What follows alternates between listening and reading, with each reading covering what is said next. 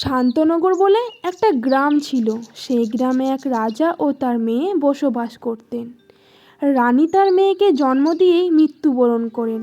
সেই থেকে রাজা দ্বিতীয় বিবাহ না করে রাজকুমারীকে যত্ন সহকারে বড় করে তোলেন। কিন্তু রাজা জানতেন না যে তার রাজমহলের মধ্যেই অনেক শত্রু আছে। রাজামশাই ছিলেন অত্যন্ত ভালো মনের মানুষ, যে কাউকে সহজেই বিশ্বাস করে ফেলতেন।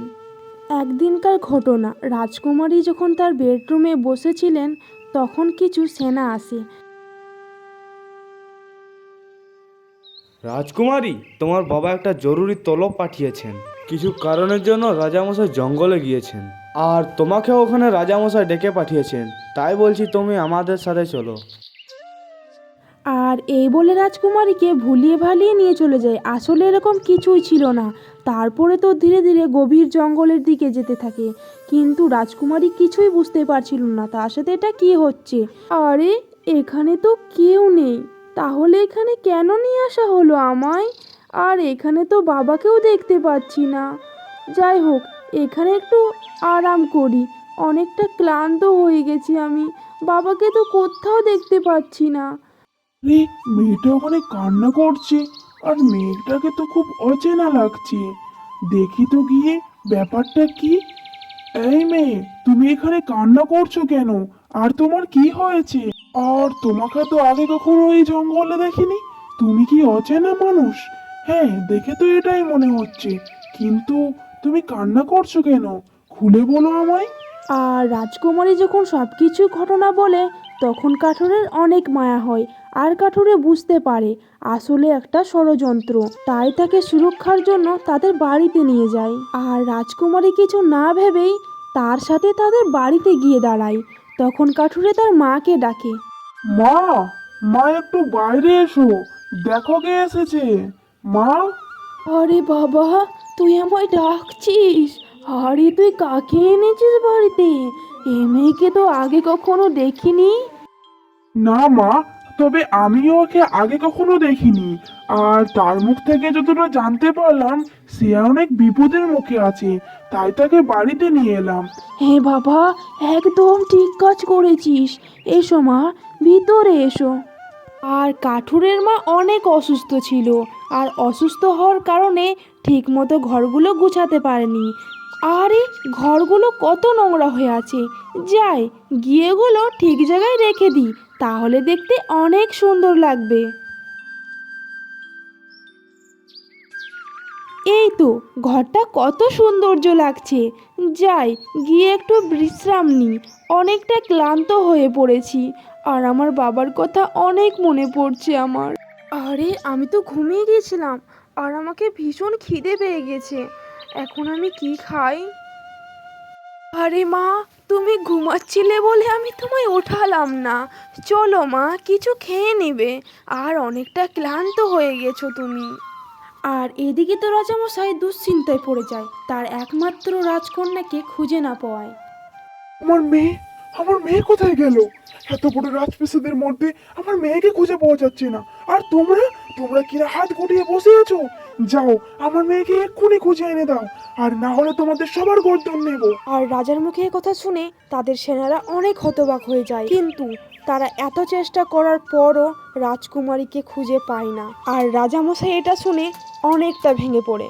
কিছুদিন পর রাজামশাই জানতে পারে তার সেনাপতি তার মেয়েকে জঙ্গলের মধ্যে ফেলে আসে, যাতে করে রাজামশাইয়ের মৃত্যুবরণের পর সেই রাজা হতে পারে। তারপর রাজামশাই তাদের দুজনকে কারাগারে বন্দি করে রাখে, আর রাজকুমারীকে যেখানে রেখেছিল সেখানে তাদের দুটো সেনাকে পাঠানো হয়। এদিকে জঙ্গল পেরিয়ে গেল, তবু রাজকুমারীর কোনো খোঁজ পেল না। তাই বলে তাদের গ্রামে দুটো মানুষকে জিজ্ঞেস করা হলো।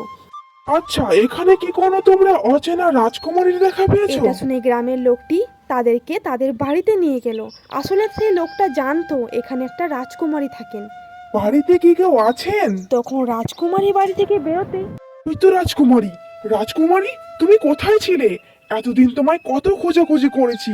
তোমার বাবা তোমার হারিয়ে যাওয়ার খবরে ক্লান্ত হয়ে পড়েছে। তুমি শীঘ্রই আমাদের সাথে চলো, না হলে তোমার বাবা অনেক অসুস্থ হয়ে পড়বে।